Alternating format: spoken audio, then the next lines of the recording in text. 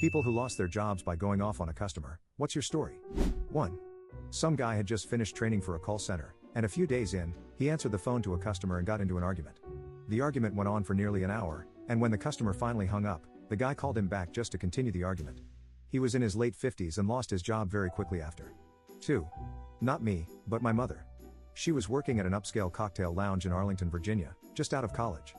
Fancy place, all DC businessmen. It was common for large groups of men to come in and get absolutely wasted. One night, a guy decided, after a few cocktails, that it would be hilarious to untie the wrap skirt that was part of her uniform. Bad idea. My mother was furious and dumped an entire tray of martinis on his head.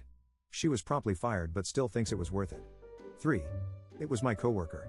We worked in the produce section of Safeway. He had just gotten in, like 5 minutes prior, and was obviously in a bad mood when a customer came up and started complaining about her fruit. He tried the usual talking points, but the lady was being a Karen. Finally, he just lost it and yelled, "F off, you stupid a-hole." He threw his apron at her and walked out of the store. Never heard from him again. That was also the day I worked my first 16-hour shift. 4.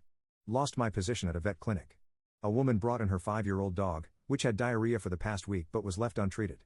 She was tired of the dog messing in the house, so instead of having it treated, she decided she'd rather just have the dog put down. I proceeded to call her a dumb a-hole while explaining the responsibilities involved when you decide to have a pet. I was fired, and I never looked back. 5. This didn't happen to me, but I witnessed it. A friend of mine used to work at a pizza place, and I'd hang out in the lobby playing their Pac-Man machine. Anyway, my friend was taking orders when a guy stormed in, screaming about the wrong toppings. He pulled the pizza out of the box and frisbeed it into my friend's face. My 2-time Detroit Golden Gloves champion friend.